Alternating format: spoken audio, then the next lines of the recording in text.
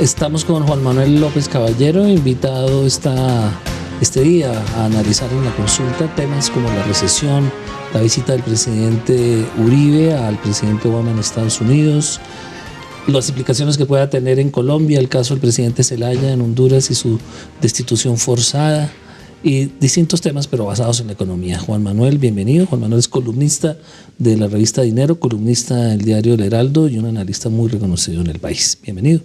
Muchas gracias, Ramón. Muy buenas noches. ¿Por dónde empezamos esta conversación analítica por la recesión, que es un tema que a usted le encanta?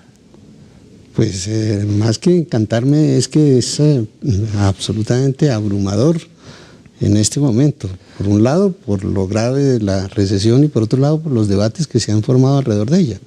¿Qué tan grave es la recesión? Hay distintas versiones sobre la intensidad de esta recesión, que por supuesto ocurre, pero hay analistas que le dan un mayor énfasis a las cifras de Colombia como negativas y otras que dicen no es tan grave si se compara con países como Brasil o con México que han tenido, o Chile, cuyos indicadores son bastante más dramáticos que los colombianos. ¿Su interpretación cuál es? No, yo creo que los debates grandes han sido más alrededor de si es recesión o no, lo cual es bastante irrelevante, digamos. Sí, totalmente. Pero en cuanto a la gravedad, es verdad que hay unos países, yo diría que solo Brasil y Chile, que están un poquito menos afectados.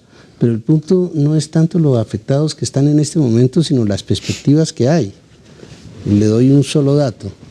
El mayor instrumento que se ha encontrado hasta ahora para manejar recesiones es el déficit usado para crear empleos a través de obras públicas. Gastar plata, poner el Banco de la República, emitir billetes, créditos, inversión a través de las distintas instituciones del Estado. Exactamente, para disparar el consumo y así reactivar la economía. Eso lo han hecho todos los países. Colombia no tiene esa posibilidad porque el déficit fiscal ya lo tenemos por descuadre y no como instrumento para generar nuevos empleos. Y eso lo muestran los empleos.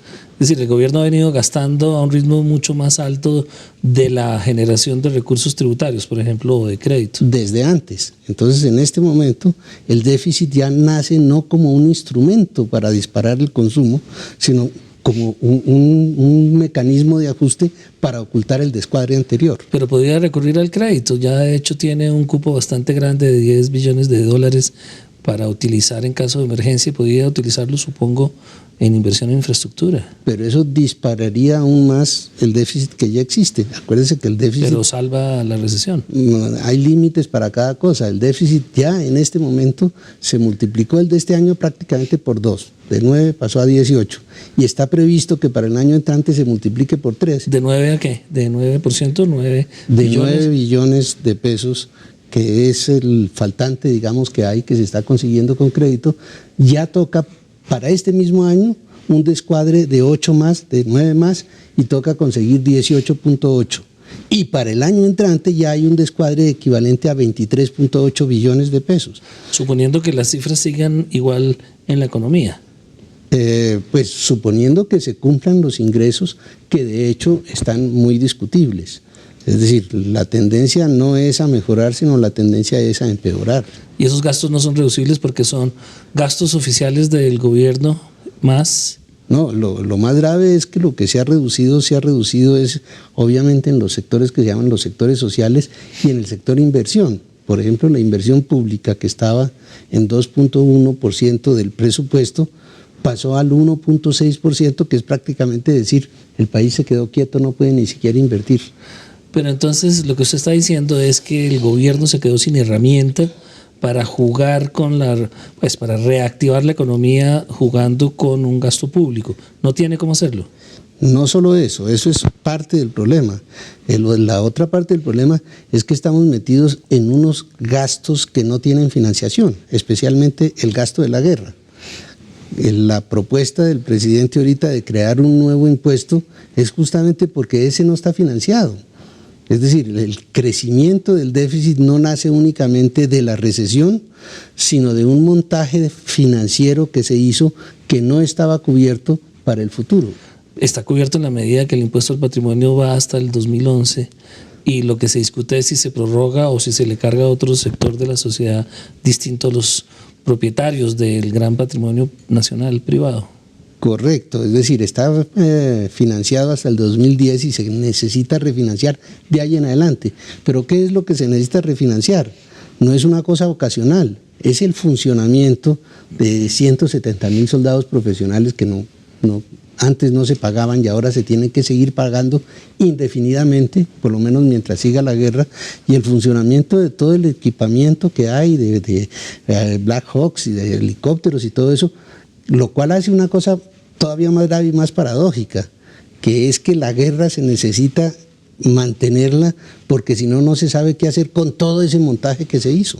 O sea, tenemos que inventarnos otras FARC para tener en actividad todo ese jugueticos bélicos. Exactamente, o si no inventárnosla, hacer que no haya ninguna posibilidad de solución con ella, que es un poquito lo que pasa cuando se niegan las cosas como la liberación de Moncayo. Eso no se da un solo paso que sea hacia acabar la guerra, sino al contrario, hacia mantenerla indefinidamente porque se volvió una necesidad ya no solo electoral, siendo eso el único programa que ha tenido el presidente y el que le ha dado el respaldo, sino además ahora económica.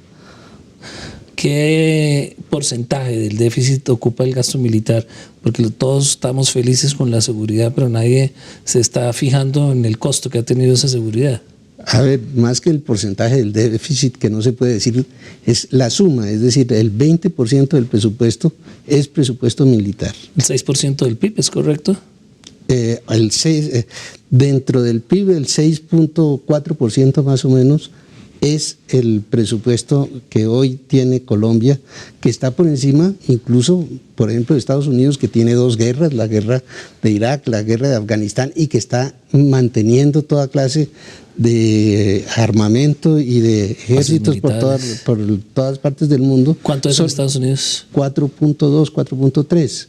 Y Europa en promedio tiene 2. Más increíble todavía, tenemos un presupuesto que es más del doble que el de Venezuela o el del Ecuador, que son nuestros vecinos que están en situaciones parecidas. Que son los guerreros que nos amenazan. Sí. Pero en plata, ¿cuánto es? Cuando uno habla del 20% del presupuesto nacional, ¿está hablando de qué cifras? ¿6.000 millones de dólares al año? 19 y pico billones de pesos. Pero en eso hay que tener en consideración, digamos, que hay unos gastos que son todo lo que son las Fuerzas Armadas y otros lo que son la parte civil. Entonces hay unos que serían inevitables. Los graves son los que son de crecimiento, lo que ha ido aumentando y que ha ido aumentando sin tener una financiación para ello. ¿Cómo se desmonta ese gasto militar? ¿Quedará incompetente a Colombia frente a países que no tienen el 6% del PIB dedicado a gasto militar o el 20% de su presupuesto? Le repito que a mí me parece más preocupante no cómo se desmonta económicamente, sino qué se hace con semejante montaje que hay si se terminara la guerra. La consecuencia o lo que se lleva como conclusión es que la guerra no se puede terminar y eso es lo más grave que puede suceder, ¿no? Pero si no hay con quién pelear, porque las FARC se acabaron. Dice el Estado oficial, el gobierno, digo yo.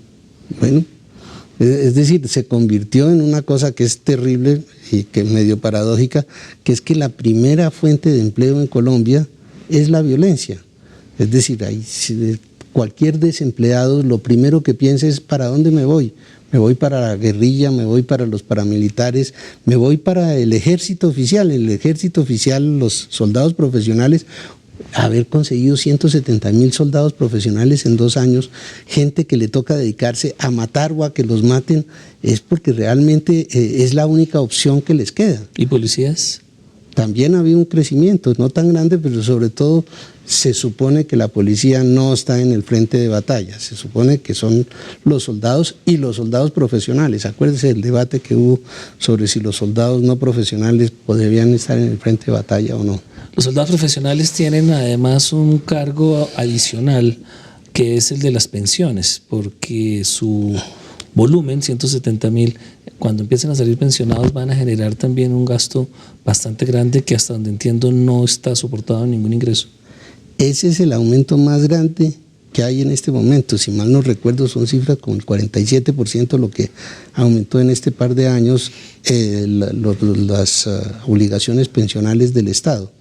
En eso, todo esto es un poquito de repetición porque ese estudio que hizo José Fernando Izaza muestra ese crecimiento y sobre todo la inutilidad de ese crecimiento de las Fuerzas Armadas, en el sentido de que no va a haber cómo respaldarlas, de tal forma que aun si ellas tuvieran éxito con la FARC, el problema que ellas generan se puede volver más grande.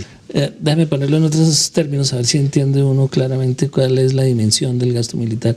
Si estamos hablando de 7 años de gasto militar equivalente al 6% del PIB, ¿estamos hablando de 36.000 millones de dólares? ¿6.000 millones al año? ¿O de qué cifra estamos hablando? No, como le digo, la cifra de este año es 19 billones de pesos. Que en dólares son 8.000, 7.000 millones. Un poquito más de 9. Si multiplica por 7 años, ¿cuánto le da? Pues 9 por 7, 56, eso sí. 56.000 millones de dólares perdón, ha gastado 9 por Colombia. 7, 63. 56.000 millones de dólares ha gastado Colombia durante los gobiernos Uribe en acabar a las FARC. No sé si como lo que ha ido es creciendo, no creo que sea exacto, que sea 6% el promedio de los 7 años. Pero sí se comenzó con, si mal no recuerdo, 2.3 o 2.5 y ha ido creciendo en esas proporciones. Digamos que sea la mitad, 30.000 millones de dólares. ¿Ha habido alguna vez en el país un plan de reactivación de 30.000 millones de dólares en 4 o 6 años? Si se destinaran esos mismos recursos a cualquier otro programa de educación, de salud, de vivienda, es más, se podrían dedicar a todas esas atenciones sociales y con absoluta seguridad producirían muchísimo mejores resultados en cuanto a la guerra misma que esta guerra que estamos desarrollando ahora. Pero lo cierto es que el país quería esa inversión, quería esa seguridad, quería ese ejército y esa policía que los defendiera de la amenaza en que se había convertido las FARC después del proceso de paz del Caguán. Y en esa medida el país excusa ese gran gasto militar que se ha hecho. Pero la pregunta es, ahora que estamos en recesión y que el país está buscando unas prioridades distintas porque considera que la seguridad ya se ganó y no se va a dar marcha atrás tan fácilmente, o sea, con 170.000 soldados, la proporción de guerrilleros que se necesitaría para volver a una situación como la de hace 7, 8 años es imposible de conseguir. Entonces uno se pregunta, ¿cuál será el plan B una vez que se ganara o se doblegara a las guerrillas, a las FARC? ¿Cuál era el plan B para hacer qué con ese ejército? Porque nadie quiere un estado militar, un país que no tiene industria militar. Pues es que los datos del crecimiento de la relación entre la subversión, sea de derecha o de izquierda, o los insurgentes, sean de derecha o de izquierda, y las fuerzas oficiales desbordaron cualquier medida normal. En cualquier 1.7 parte es lo normal. Sí, y nosotros ya vamos en 1.20. Es decir, tenemos 20 soldados por cada guerrillero. Suponiendo que son 11.000 los guerrilleros. Suponiendo que son 11.000 los guerrilleros. Volvamos al tema económico porque es bastante interesante. Esto en los frentes de batalla, ¿no? Esto sin contar lo que hay de respaldo logístico en todo lo que es administrativo. Los guerrilleros no armados. Sí. Pero no, y los militares no en el frente de batalla. La parte civil, administrativa, logística que tiene que darle apoyo a los militares. Pero volvamos al tema económico. ¿Qué impacto cree usted tener la forma como el presidente Obama le dijo al presidente Uribe que no veía con buenos ojos una tercera elección, un tercer periodo? Ni George Washington lo quiso, ni lo mereció Estados Unidos. ¿Por qué Uribe sí? ¿Cómo ve usted el impacto que puede tener ese mensaje tan directo y claro y contundente de Obama hacia Uribe? Pues usted mencionó que llevamos ya eventualmente 30.000 millones de dólares y sabemos que los 2 últimos años hemos tenido 4.000 millones de dólares de regalo que en última se dedican a esa guerra. Calcule lo que pasaría si lo cortan. Es la amenaza que está de por medio de nosotros. Puede ser que apoyemos la seguridad democrática, pero no en cabeza suya. ¿Me explica mejor que no entendí? Que lo que puede suceder es que dejen de apoyar los planes que hasta ahora han apoyado. Plan Colombia. Plan Colombia, Plan Patriota hoy en día. Que ese plan 600 millones de dólares al año. Que lo retiren. que lo retiren, esos 600 más la totalidad de lo que está detrás de esos 600. O sea, lo que está diciendo es que el mensaje de Obama es: no vamos a ayudar a Colombia a seguir reelección. Yo no creo que haya sido así de claro, pero digamos que el peligro sí es ese. Además, acuérdese que no es Obama el que decide solo. Allá el Congreso es casi que más fuerte que el presidente, sobre todo para ese tipo de políticas. Si Obama es reacio, calcule cómo será el Congreso demócrata, que no cree y no quiere que se continúe la presidencia misma y buena parte de las políticas que están detrás de la presidencia. Y que tiene cuestionamientos muy fuertes por los derechos humanos, los falsos positivos o asesinatos de oficiales, todo el tema de las interceptaciones ilegales y los asesinatos no resueltos de los sindicalistas. O sea que en el Congreso norteamericano la ayuda es más difícil que hace varios años. Sí, es que hubo los dos cambios en el sistema americano. El Congreso pasó de ser republicano a ser demócrata y de Bush pasamos a Obama. Entonces, lo que está de por medio es el peligro de que todas las políticas que se han hecho acá, al decir las vamos a continuar a las buenas o a las malas, se distancie del respaldo que tenían en los Estados Unidos, o mejor dicho, el respaldo ya no lo tienen, luego si no se cambian vamos a quedar cortados. Bueno, pero ese es uno de los efectos posibles del no respaldo a un tercer periodo del presidente Uribe. En términos económicos, para los inversionistas, para los empresarios, para la gente que está viendo Colombia como una opción nueva frente a lo que era hace 10 años, ¿qué implicaciones tiene ese mensaje de no lo queremos de nuevo? Yo no creo que haya esa imagen que se proyecta de que hay inversionistas que están pendientes de qué pasa en Colombia. Yo la verdad creo que eso no hay mucho. Lo pudo haber mientras se hacían las privatizaciones de las empresas, mientras se vendían, porque no eran solo las públicas. Pero están las cifras, 7.000, 8.000 millones de dólares por al eso, año. Pero eso hasta el año pasado. Eso, bueno, por un lado, la inversión extranjera cayó 14% en este periodo sí, pero de en estos recesión. 7 años una inversión muy importante extranjera. Sí, pero esa inversión, digamos, desde el punto de vista del extranjero puede ser una inversión. Desde el punto de vista nacional no fue para crear nuevas empresas, sino para comprar las empresas que ya existían. Algunas. La mayoría.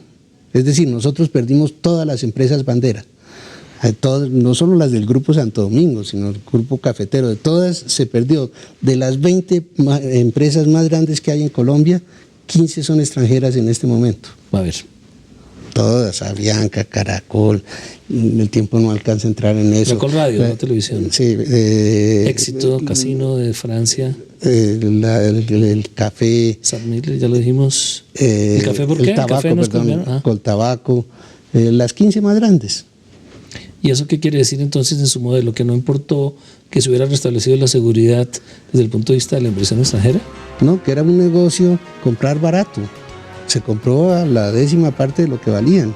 Y lo que es grave, no importa que ellos hagan buenos negocios, lo que importa es qué le sucede a Colombia.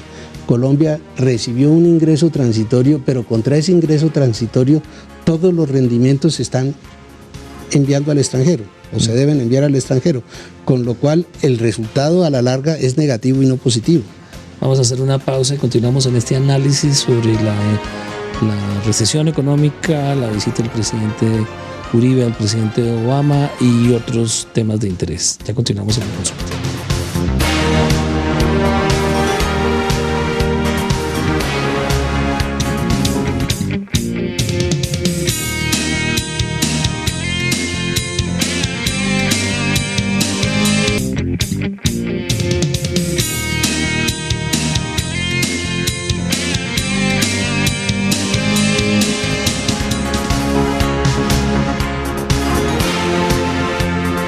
Continuamos en este análisis de la situación política y económica del país con Juan Manuel López Caballero, columnista del Heraldo, de la revista Dinero, analista político muy reconocido.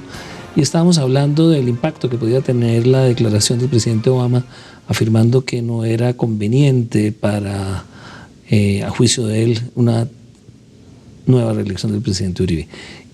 Y no ha sido claro en su planteamiento qué implicaciones puede tener eso para el sector privado, para la inversión, para la economía un mensaje de esa naturaleza? Pues lo que más necesita el inversionista son, por un lado, rentabilidad y por otro lado, seguridad, confianza. Yo creo que con esto se pierde totalmente la segunda parte, porque si no hay buenas relaciones, si llega a haber ese rompimiento, digamos, o ese distanciamiento entre el gobierno colombiano y las autoridades, los dos poderes americanos, pues es evidente que se va a cambiar totalmente el escenario en el cual estamos hoy.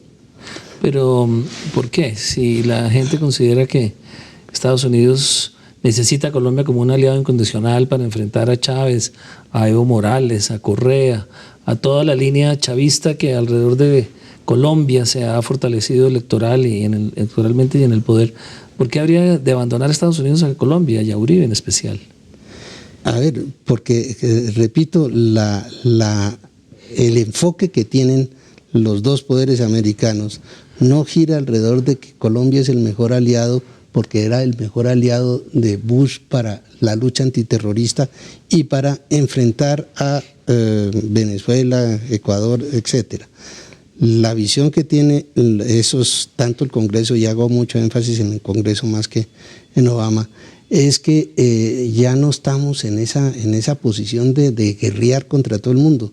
Las primeras declaraciones, tanto de la entonces presidenta del Congreso, Nancy Pelosi, sí, como de Obama, es que cambió, que los que creen que el mundo va a seguir igual están desplazados, están en contra de la historia, que los Estados Unidos ahora lo que va a buscar son no guerras, sino consensos, no imposición alrededor de sus propios puntos de vista, sino acuerdos con quienes tienen puntos de vista que pueden ser diferentes. Y eso específicamente fue lo que más dijo en la reunión de la Cumbre de las Américas, que la relación iba a cambiar y que iba a dejar de ser Estados Unidos impone su punto de vista y en cambio respeta a otros países y busca consensos. Es decir, Uribe y el canciller Bermúdez no se han dado cuenta que hay una nueva política exterior, en especial en el gobierno de Estados Unidos y en su Congreso. Sobre todo creen que pueden mantener desde aquí la misma política de allá hacia nosotros, cosa que pues pueden hacer el intento, pero yo creo que es altamente improbable. ¿Qué señal, de nuevo, perciben los colombianos frente a ese mensaje tan claro? Ya no los inversionistas, sino el ciudadano común y corriente que pensaba que Estados Unidos siempre iba a estar al lado de Uribe, de pronto ve que no, que se le acabó el abrazo del hermano mayor. ¿Qué señal percibe ese colombiano común y corriente? Primero hay que entender el colombiano común y corriente, qué información recibe y qué mensaje recibe, porque el control que hay, y no necesariamente directamente del gobierno, sino de los factores de poder interesados en que no se cambie eso, van a mandar el mensaje diciendo no nos asustemos que todo va a seguir igual. Yo le apostaría cualquier cosa a que los titulares de mañana claro que van a decir Obama le dijo no a la reelección. Pero los de hoy ya lo dicen, sí, los de mañana también. Pero además de eso van a tratar de minimizar lo que ese efecto produciría, en vez de, diría yo, advertir lo que puede llegar. ¿Qué puede llegar? Eso, el día en que Colombia quede enfrentada o por lo menos distanciada a lo que ha sido hasta ahora el principal soporte de todas sus políticas, de sus políticas recientes, pues obviamente va a dejar de haber una estabilidad política interna, lo cual hace que la confianza, la famosa confianza del inversionista se pierda. Pero ya se notan, difiere un poco de su interpretación de que el presidente Uribe no se haya dado cuenta del cambio que ha habido en Estados Unidos. Se nota en la forma como trata ahora al presidente Chávez, la forma como está tratando de restablecer las relaciones dominantemente comerciales y no por el lado político y de seguridad, que las distorsionó y que las puso en unos momentos muy críticos, muy perjudiciales para los empresarios colombianos, y se nota que hay un cambio. Ya trata al presidente Chávez con respeto, el presidente Chávez lo trata con respeto, las relaciones comerciales todavía no fluyen como hace unos años, pero están en el camino de enderezarse. Me parece que hay una rectificación del camino que venía siguiendo Juan Manuel Santos y el presidente Uribe de confrontación en el caso de Venezuela. A ver, puede ser, pero su pregunta es ¿qué pasa si Uribe sigue? No, ¿qué pasa si Uribe sigue sus políticas? No, le estoy registrando un cambio que hay en el comportamiento del gobierno frente a Venezuela, que puede ser resultado del cambio de Obama, pero es notoria la nueva forma como el gobierno colombiano enfrenta y trata con el gobierno venezolano. ¿Usted no lo percibe así? Pues la verdad no veo tanto ese gran cambio. Y como no solo es unilateral, no solo depende de nosotros, como verá el caso de que Ecuador o el juez del Ecuador haya ordenado la captura de Santos, no muestra que de la otra parte haya ese mismo interés, por lo menos en el Ecuador. ¿Por qué Ecuador ordena la captura de Juan Manuel Santos? Porque dentro de su orden jurídico eso es lo que debe suceder. Explique. Yo creo que en ninguna parte del mundo puede llegar alguien y matar 25 personas y decir... ¿A otro país? Ni siquiera dentro del mismo país. Es decir, así fuera no una autoridad, pero un tercero que mata 25 personas, puede tener todas las justificaciones del mundo, tiene que hacerse un juicio para que se entiendan las justificaciones, para que se vea si sí o si no se cumplieron los requisitos, etcétera. Y sobre todo, en este caso, siendo un país. Y un país, aquí hemos olvidado que el país se había declarado enemigo, se habían roto las relaciones diplomáticas, teníamos el problema de las fumigaciones, teníamos el problema de los emigrantes. Las relaciones con el Ecuador son sumamente negativas desde más o menos...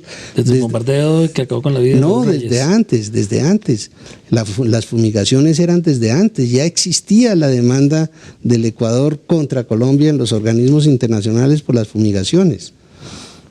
¿Y por qué ordenan la captura de Juan Manuel Santos? ¿Qué sentido tiene?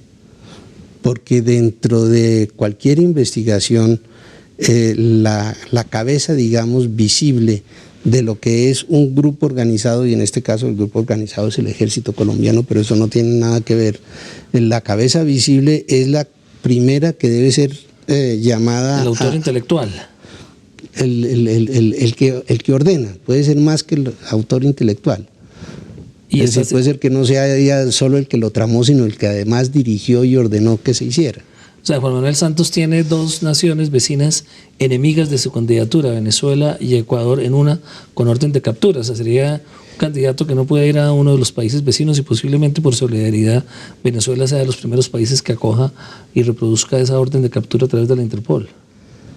Veo que usted trata de darle un enfoque a las posibilidades de Juan Manuel Santos como candidato. El impacto que puede hacerle como sucesor del presidente Uribe. Sí, yo creo que de todas maneras, fuera de ese brillo en cierto momento bastante manipulado por los medios, Juan Manuel Santos nunca ha tenido un respaldo popular, es decir, nunca ha sido ninguna imagen que tenga expectativas. Lo que lo hizo, eso sucede mucho, lo que lo hizo crecer, que fue los enemigos que se creó, se convierten en vetos para que pueda tener la posición que quiere tener. Los enemigos que creó, él mismo creó como enemigos a Chávez y a Correa y a Venezuela y al Ecuador. Hoy en día el hecho de que esté enfrentado a título personal con ellos hace que a título personal tenga ese hándicap en una carrera presidencial. Usted se imagina un presidente que no puede hablar con ninguno de sus vecinos. Entre otros, porque también tiene otra serie de enemigos internos. Bueno. Pero de eso no se trata. Hablemos entonces de la reelección en ese escenario en el que los Estados Unidos no quieren, aparentemente, que el presidente Uribe continúe. Se estaría dando un mensaje de que estamos buscando líderes que también engranen en esa nueva corriente ideológica en la que no es la confrontación antigua la que vale, sino una nueva forma de convivencia, y en la que Estados Unidos le entrega la bandera del liderazgo de América Latina a Brasil. En ese contexto, ¿cómo ve la última parte? Estoy de acuerdo. las declaraciones de Obama de que un modelo podía ser Brasil o Chile demuestran una nueva actitud por parte de Estados Unidos de buscar esos consensos y sobre todo de respetar las autonomías y las orientaciones que están comenzando a tener los países de Latinoamérica, moderadas en esos dos países, pero al mismo tiempo ya se acepta que las otras extremistas pues pueden ser dialogables, digámoslo así. Entonces el punto no es, usted dice, es que qué va a pasar cuando el liderazgo de Brasil y de Lula aparezca como el modelo que se necesita. ¿Qué va a pasar en Colombia? Mientras no se entienda eso, y es lo que parece estar sucediendo. ¿Que no se entiende? No se entiende. Es decir, todavía seguimos con que lo importante es la seguridad democrática. No hay un solo candidato que se atreva a decir la seguridad democrática acabó. Se finí. Se finí. Eso nadie lo dice, sino al contrario, consideran que la condición para poder entrar en una competencia de liderazgo, no solo de presidencial, sino de liderazgo, es decir, estamos al lado de Uribe. Y yo creo que la realidad económica y otras realidades como las de derechos humanos, falsos positivos, otras como los escándalos incluso de los familiares, pero los escándalos de las notarías y todo eso, van a abrir los ojos a que lo que teníamos no era ese gran caudillo que estaba salvando la patria, sino una persona que estaba arrasando con las instituciones, acabando con probablemente la economía del país para ganar una guerra que él mismo no permitió que se acabara. Se fue rápidamente a la oposición muy radical. O sea, ¿usted cree que Uribe, en ese esfuerzo de restablecer la seguridad del país, destruyó las instituciones? Yo le hago la pregunta, ¿usted cree que no? Yo creo que no. Yo creo que le ha hecho un daño a la institucionalidad en la medida en que quiere reelegirse, y se religió ya una vez en el poder, desbalancea el equilibrio de poderes. Pero no creo que haya destruido las instituciones. El juego político con el Congreso que él ha hecho es el mismo que se ha hecho toda la vida desde que existe la República, comprando puestos, comprando a los congresistas por puestos y por presupuesto. Eso no es nada nuevo, con embajadas, eso no es nada nuevo, y ahí no hay una institucionalidad que se haya roto, sino que se usa para un propósito diferente. Sí, pero a ver, por un lado no es el mismo Congreso, es un Congreso que está muchísimo más cuestionado, más que cuestionado, enjuiciado. Es decir, este Congreso tiene más miembros bajo juicios 82 congresistas acusados y 32 en la cárcel. Y tiene ahorita además los 33 que vienen con la cosa de la notaría, y tiene todavía los 86 del voto de la Cámara. Es decir, estamos hablando de unas sumas, pero no importa cuál sean, de todas maneras es mucho más que todos los que ha habido en la historia reunidos. Pero si resisten, quiere decir que la institución parlamentaria es tan sólida que aguanta hasta la mitad de sus miembros en la cárcel. A eso iba, al segundo punto. Yo reconozco que puede ser que se hubiera hecho siempre eso antes, pero nunca se había reconocido que eso se podía hacer, que eso era un mecanismo que podía gozar de inmunidad y de impunidad. Hemos llegado al punto de que ahora están proponiendo la inmunidad para que ellos mismos se la otorguen. Ellos mismos se autoinmunicen. Por eso. Entonces sí, pero eso es acabar con la función del Congreso, que por un lado, una de las funciones es que tiene que ser limpio. Uno no puede tener un Congreso de delincuentes decididos a delinquir, de delincuentes en su origen, decididos a delinquir en su propósito, que es lo que estamos viendo. Entonces eso eso no puede existir. Pero por otro lado, el legalizar eso, el permitir que eso suceda a sabiendas que ya está enjuiciado pero que no se corrige, eso es acabar con la institución. Y obviamente no me va a decir que no acabó con los partidos políticos, y no me va a decir que no acabó con el equilibrio de los poderes. Pero los partidos políticos se autodestruyeron, no fue tanto una labor de el presidente Uribe, el Partido Liberal y el Partido Conservador básicamente se destruyeron. El conservador sobrevive. Pero tal vez tenemos una interpretación diferente de la influencia de Uribe en ese proceso. Es decir, puede ser que los partidos estuvieran en una situación negativa, pero desde que subió Uribe sistemáticamente ha tratado de acabar con ellos, porque su modelo político es exactamente eso. Pero difiero porque al contrario, ha creado y ha llamado a su coalición de gobierno a los nuevos partidos, al Cambio Radical, a la U, a las Equipo Colombia, que a uno le guste o no importa, ha creado partidos nuevos, gobierna con ellos. ¿Usted cree que esos son partidos? ¿Usted cree que tienen, tenemos que hacer algunas definiciones? Bueno, un partido que no tiene, un partido liberal o el conservador tienen unos estatutos, tienen una ideología, tienen un sistema organizacional. Todos tienen estatutos y todos tienen instituciones propias para arbitrar sus diferencias. Tal vez el Polo sí creó unos estatutos y tiene unos debates internos y todo eso. Tiene, la U también los tiene. Cambio Radical también. Pero a ver, es que me cortó, digamos, en que la concepción política de Uribe es lo que él llama el Estado comunitario, que es más un Estado plebiscitario, que es que el caudillo, porque lo que es un caudillo, no un presidente, no debe tener intermediarios en su relación con la ciudadanía.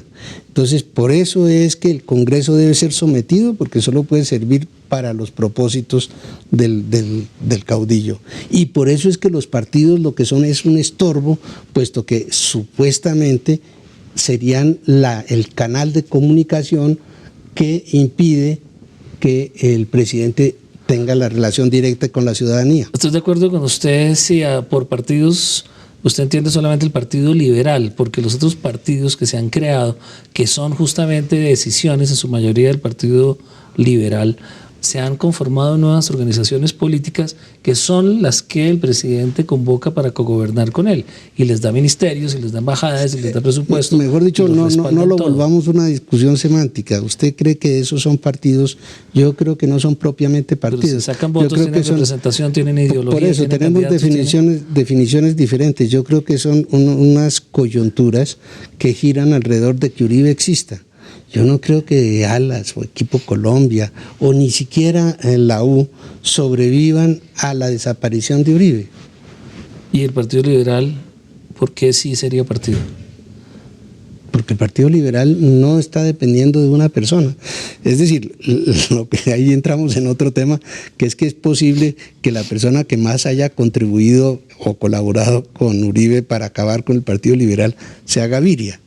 Gaviria llegó al punto de proponer que el Partido Liberal deje de ser lo que ha sido tradicionalmente el partido de izquierda progresista, el partido de las minorías, y llega a proponer que sea el partido de centro.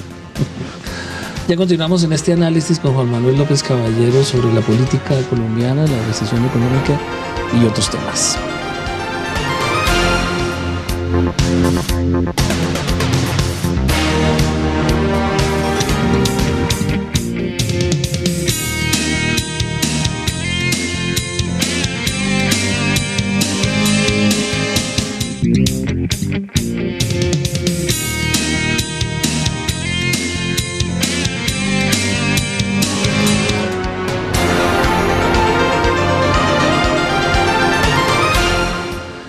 El Estado comunitario, que fue una de las tesis principales del candidato Uribe Vélez, se ha olvidado un poco durante sus 7 años largos de gestión.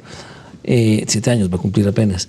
Pero en cambio habla del estado de opinión, habla más bien de la necesidad de los gobernantes actuales de gobernar con la opinión pública, con su respaldo, más que gobernar con los partidos o con las instituciones tradicionales de la comunidad. En ese sentido hay una gran evolución del presidente Uribe. ¿Usted cree que esa versión del Estado comunitario fue desplazada por el Estado de opinión, por esa teoría del Estado de opinión, que no es de él, por supuesto, es una corriente muy fuerte que hay en el mundo? Sarkozy, Berlusconi es el maestro del gobierno de opinión. Sí, fue incluso más allá, porque lo que dijo es el Estado de opinión es superior al Estado de derecho. Esa fue la propuesta de Uribe. La verdad es que eso es simple y sencillamente esa desaparición completa del Estado de Derecho, porque entonces ya no van a ser los jueces los que juzgan, sino los manipuladores de la opinión pública, porque la verdad es que la opinión pública no se logra expresar si no es a través de manifestaciones masivas. Entonces, todos estos procesos que vivimos, bien sean políticos o bien sean penales, en que los medios de comunicación desde antes ya eran jueces, fiscales, sentenciaban, lo único que les faltaba era ejercer la pena misma, dentro de lo que sería un estado de opinión, reemplazan institucionalmente a los jueces.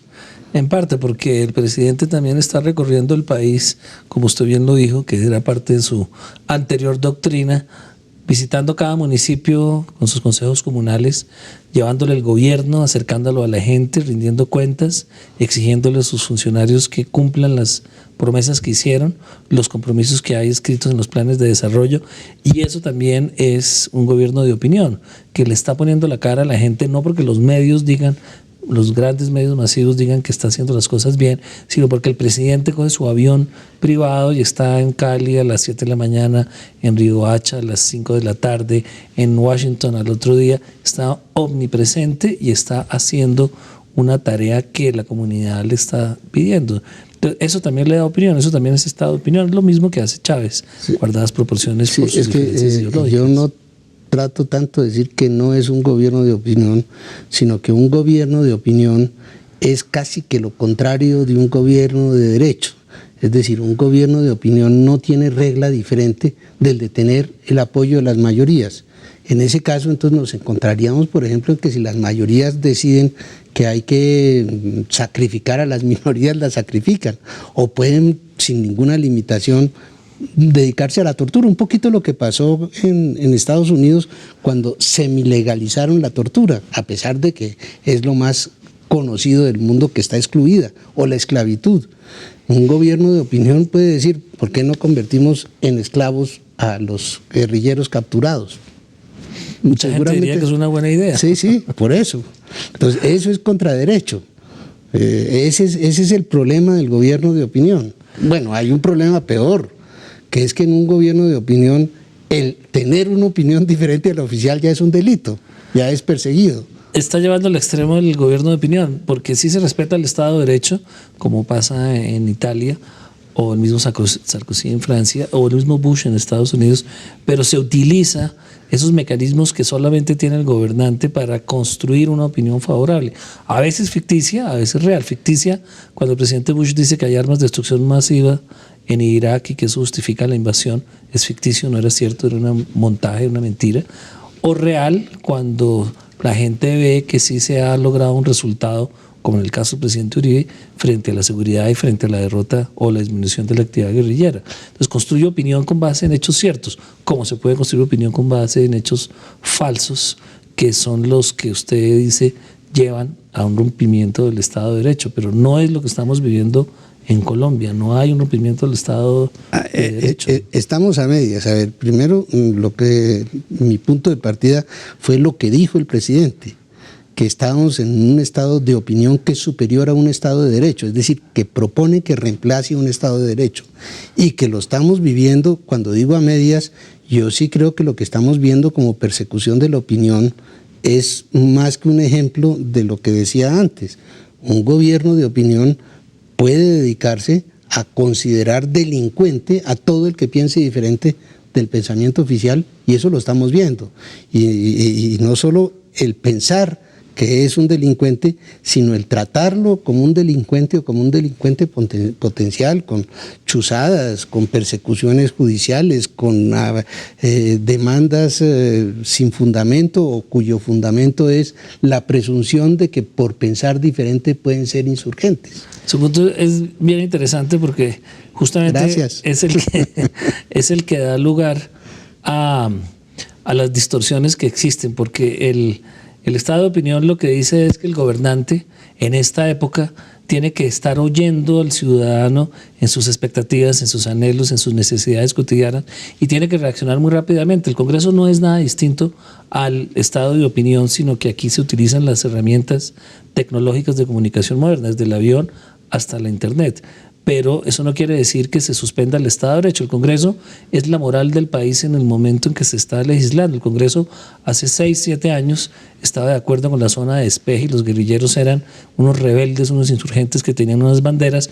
Llega Uribe o ellos mismos con sus actos terroristas hacen que cambie la opinión pública y que la opinión pública diga no, estos antiguos rebeldes ahora son unos terroristas y se legisla contra ellos y se actúa contra ellos como terroristas, porque hay una opinión que ha cambiado y que ha recibido ese nuevo mensaje y ese mensaje lo interpreta correctamente un presidente, pero no es que destruya el estado de opinión, es que moderniza los estados y el Estado hoy tiene que gobernar con esas herramientas de comunicación ultra rápidas, ultra tecnológicas y ultramodernas que le permitan al ciudadano discernir muy rápidamente qué quiere y qué no quiere. No, pero es que me parece que usted no está viendo el punto que yo trato de poner. El que tiene que haber respaldo de la opinión y que tiene que haber, obviamente, entre más contacto con la opinión mejor, no está en discusión. Lo que está en discusión es si ese contacto y esa opinión puede derogar el Estado de Derecho. Es decir, no lo deroga. Es lo que claro que es lo que sucede y es el peligro. Hasta ahora ha derogado ciertas cosas. Ha derogado, por ejemplo, la filosofía constitucional que teníamos. Nosotros tuvimos una filosofía constitucional de la cual uno de los puntos de partida fue en la reforma del 91, acabemos con la reelección. Entonces, la mayoría dice, saltémonos eso, así sea ilegalmente, porque entendámonos que en eso hay que aceptar que los trámites que se han hecho han sido unos trámites que no están perfectamente cubiertos por la legalidad, al contrario, que hay suficientes informaciones e investigaciones para saber que fueron ilegales en el trámite, ilegal en los pasos de esos trámites. Entonces, el hecho de que tenga el respaldo de las mayorías hace que se pueda desconocer eso, y se desconoce casi que sistemáticamente. Es decir, las demandas que habría y que hay contra el presidente que no se tramitan son por diferentes cosas que van desde elementos chiquitos. Por ejemplo, el vicepresidente tiene que ser del mismo partido que el presidente. El presidente tenía su partido, pero decidió que nombraba de otros partidos. Son violaciones pequeñas, pero es una forma de decir, es que si uno tiene la mayoría, no está sometido al derecho. Pues eso es lo interesante de su argumento, de nuevo. Es que, si usted se acuerda bien, la constituyente fue elegida con una votación muy baja, escasísima, y en ese sentido no se puede decir que tenía la representación real de un país. Hubo menos de 3 millones de votos por esa constituyente. Se eligieron fuerzas que después desaparecieron por completo del escenario, o casi por completo del escenario, como la Alianza Democrática M19, que quedan muy reducidos.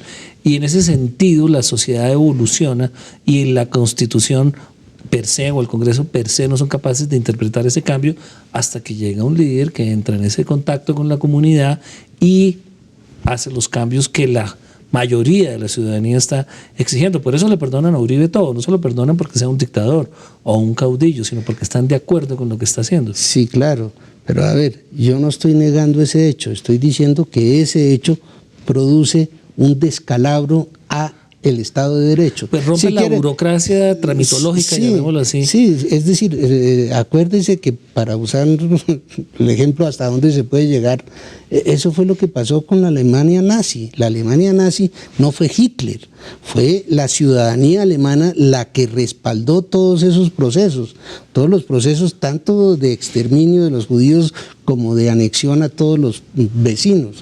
Pero no fue a espaldas ni en contra de las mayorías alemanas. Al contrario, era lo que sería en ese momento un estado de opinión. Ese es el peligro del estado de opinión. Hay una opinión manipulada. Yo creo que es distinto y que no es comparable porque hay una evolución muy grande de todas las sociedades y de los países y de los estados que no permiten fácilmente una repetición de un fenómeno como el de Hitler, ni siquiera a pequeña escala en estos países. No, estoy seguro que no vamos a convertirnos en una Alemania nazi.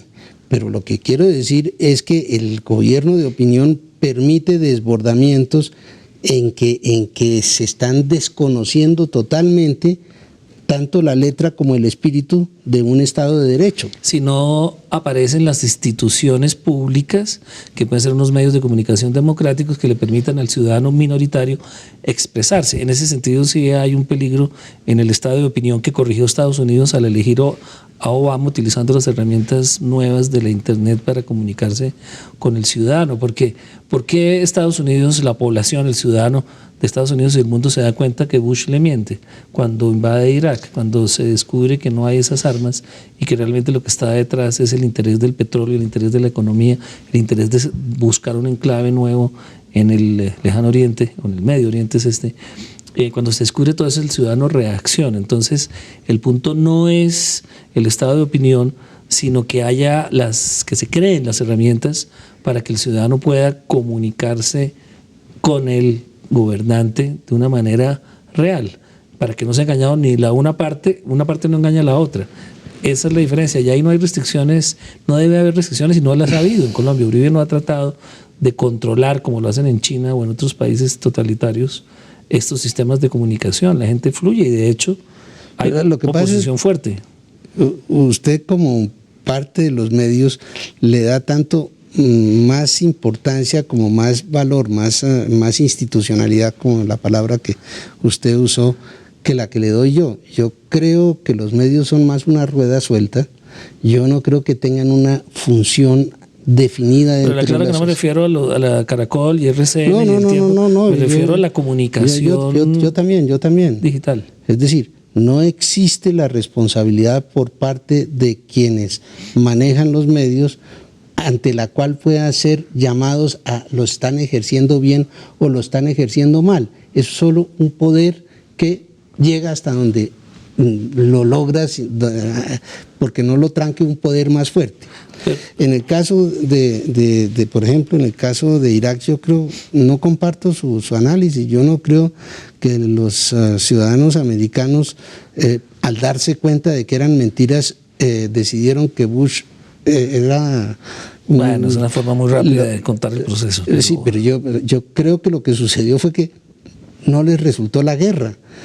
No es el castigo por haber dicho mentiras. Obviamente que eso los enerva, pero si la guerra hubiera sido un éxito no les importaba. Lo que pasa es que fue el fracaso de la guerra. Bueno, la guerra no es un fracaso total, porque de todas formas sacaron a Hussein y se tomaron el petróleo. Pero no, tal como lo ven los ciudadanos americanos, es que lo que tienen es un montón de muertos y una forma de no salir de allá. Por eso digo, tenemos diferentes percepciones, por ejemplo, de eso. Yo no creo que sea una lucidez y una moralidad de los gringos lo que los llevó a salir de Bush. Es el fracaso económico y el fracaso de la guerra lo que los llevó a salir de Bush. Ellos, sobre todo ellos, son muchísimo más, como diría yo, más simples.